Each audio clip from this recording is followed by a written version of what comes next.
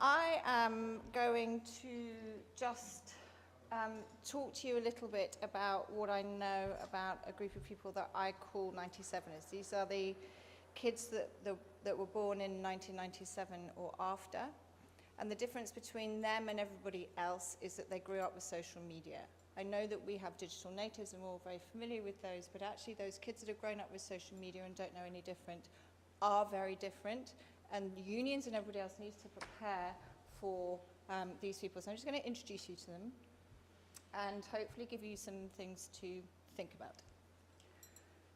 So, first of all, social digital natives. It's different to being a digital native. Growing up with social media, and that's how you communicate, that's how you learn, that's how you influence, and that's how you make friends, that's how you activate. This is a very different group of kids.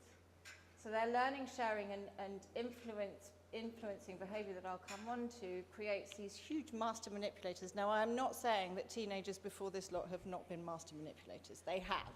Ever since the teenager was born, they get to their teenage years and they feel like they can manipulate the world around them. But these guys actually know how to agitate. And I'll come on to that in a minute. This is important. The background of recession, and not necessarily terrorism so much, but the recession is the biggest thing that has influenced them as far as this audience is concerned, and people who are going to employ them. Because a lot of these kids have grown up in a space where they are learning and sharing far earlier than you or I ever would when we were just reading newspapers or listening to the radio. From the age of 7, 8, they're getting information very early. And they're seeing that their parents or the friends of their parents are losing their jobs. They're hearing that, large institutions are collapsing around them, and that jobs in institutions that we would consider safe, so banks or Marks and Spencers or whatever, are no longer safe. Those are the most risky jobs. The safest thing really to do is to become an entrepreneur and to employ yourself. And so we're seeing this huge growth of entrepreneurism in the 18 to 20-year-olds at the moment. And it's because of this.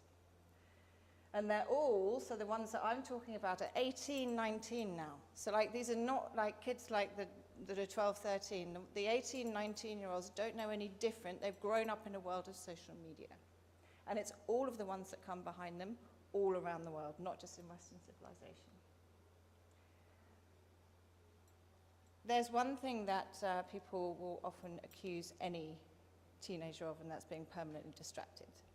Especially the teenager that has the phone in their hand. And if any of you have children, they're probably driving you nuts with the amount of time they're talking to you whilst they're on Snapchat and doing a million other things. But actually research has shown that they're not. What they've actually managed to do is to refine these ruthless moments of concentration. And so whilst they are doing a lot of things at once, they are very ruthlessly focused on one thing at a time. And so when people are trying to get their attention, so if as a union or as a TUC, you're looking at how you can engage these people, you need to understand that you have seconds to get their attention. But if you do, then you have an opportunity to take it further. So that Snapchat effect is not to be ignored. These ruthless moments of concentration are not to be ignored. They're also tribal. And what I mean by that is that they are parts of communities from the moment that they get online. And it's legal for them to kind of get on from 13, but obviously a lot of them get on earlier. So they might be leaders in one group. Let's say that they love green frogs, and they know everything about green frogs, and they are the leader in that community of green frogs, and they have this community of people worldwide who listen to everything that they say. And yet in another community of things that they're vaguely interested in, I don't know, cameras, then they might just be a fringe follower and they just might be interested in that vaguely, but they're still going to be a part of that group. So you've got 12, 13-year-olds who are part of multiple groups, who are leaders in some, who are followers in others. But what they really understand is how to influence. Because they have this amazing opportunity in social media to put out a message and see in real time whether that message is chimed. So they will see that they'll get a number of retweets, or they'll see that they get likes, or so they'll see if they've connected. And if it doesn't connect, they'll change their message, and they'll put it out again until it does connect. Like, who else grows up with that in their actual DNA, and these kids do.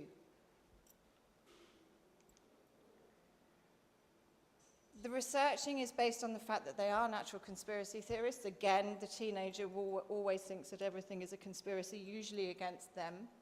However, the social digital native quite often has it proven to them, or there are campaigns in social media where they will actually have the conspiracies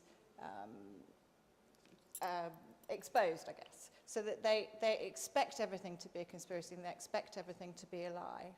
So if you do manage to reach out and you do manage to capture their imagination in that ruthless moment of concentration and you get your message to them right, you then need to be absolutely robust in the proof that you are who you say you are. Because the way that they identify each other is by, for example, pictures. So there are millions of selfies out there on the internet, and those selfies are all saying, this is me, this is what I look like. Their friends are saying, this is you, this is what you look like. I am here, yes, this person was here. That's how they identify, that's how they know, is this peer network.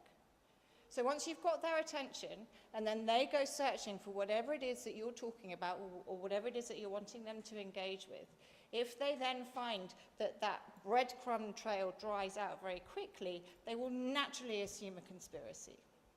So not only do you need to work hard to actually get their attention, but you need to look at where that breadcrumb trail goes. And of course, 90% of them are not going to take it too much further, but it needs to be taken all the way through to the nth degree, because who is the one person who gets the attention in social media? It's the person who proves something wrong. So if you can be the one person that says, the TUC said this, but actually, no, they didn't, because look over here, they're wrong. They're the ones that will get all of the attention. So they're forever chasing the opportunity to prove you wrong. And along that journey, if you understand that that journey is there, you have multiple opportunities to engage with them and to get them actually on your course and understanding what it is that you're trying to do and how you can help them. Geography and borders, I've been exploring for about the last year. I used to, a couple of years ago, I was working on the Speakers Commission for Digital Democracy, and we were looking at how democracy around the world is affected by the digital renaissance. And one of the many things that became apparent was that geographical borders and boundaries simply don't matter. It doesn't make any sense to them that there's rules for one land and rules for another. It does in theory, but they think of that as history, not as now. And so if you think of the fact that borders and boundaries and your traditional, this is the rule in this country, doesn't matter, and you start looking at what matters to groups of people, which I know the unions are all about, it makes it far more relatable to this group of kids. And there's a whole other talk that I do on this, but you can find that online. I won't bore you with that now. But it is worth thinking about. And this is something that I think that everybody in this room, and most people of my age, I'm quite old, so like people probably about 20 years younger than me and up, don't understand, but they do. This lot do. And that's that they understand that they are trading data for free services. So we might say to a kid, you do realize that that photograph that you just put on Snapchat is owned by Snapchat? And they're just like, yeah, I know. Because then I get a free service from Snapchat and I don't care. I'm fine with that. Most of us are not fine with that. They are. The fact that they are happy to trade data is something that as a union or as a group of people, you should be able to take advantage of it. You're open, you're transparent, but it is a trade that they understand. And understanding how these young people work is the only way that you're actually going to keep this going and make this relevant going forwards. So for me, I think for this particular chat that we're having today, these are the 5 things that I think you really need to kind of get into your heads. And it's the fact that they are relentless researchers, they are tribal, momentarily focused, multicultural global citizens, and they are happy data traders. The greatest challenge that I can see for unions, following on from your acute and chronic, getting that attention in the first place, in those ruthless moments of focus, because it's a very busy world. A digital presence that stands up to rigorous research. Like, it is not about the technology at all. You know, this is not about you have to be on Twitter and you have to, but you have to make sure that once they start researching, it doesn't matter if it looks like it was a website from the 80s, but so long as the information is there and it can be rigorously researched and you can't be proven wrong, that is the most important thing. Get your data right. Understand the flash mob mentality. You're talking about the fact that there's a challenge, or acute challenge of the bureaucracy of that. There is nothing that bureaucracy can do to overcome the flash mob mentality. And so there needs to be some kind of look at how this works and then how the unions can actually capitalize on that, to my mind. HR. Trying to hire these young people is very difficult. They don't understand how the working world works. They have this huge multiple online conversation going on 24 hours a day. The real world becomes less relevant to it, even to teenagers of the olden days.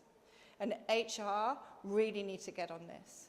And I end up speaking more and more to groups of HR people who are trying to engage with these people. So if you are in your unions or if in the work that you're doing, if you're trying to look at how you address this, I suggest that you have a good conversation with your HR people and find out what they're doing. And then finally, for me, I think this is very interesting. I don't know what the answer is. I'd like to leave it with you. But you know, how will these millennials unionize themselves? Because if you guys don't make yourselves relevant to them, they will. I was saying to Nick, who's going to be the next union for YouTubers? These people are hugely exploited, but they're making a fortune. Some of them, but all of the others are looking at them going, and that's a really good way to make money. And there are these digital businesses is springing up all over the place. There will be a way for them to unionize themselves. And there's a responsibility for the TUC and for everybody that's here that believes in this to actually find a way to protect these young people, these entrepreneurs who are building businesses because they can see that that's where the safety is. And how are they going to find the protection? How are they going to do this? It's almost like rebooting the whole thing all over again. It's got nothing to do with technology. It is about the way that these people learn and share and influence. And so I think it's something that you guys really definitely need to think about.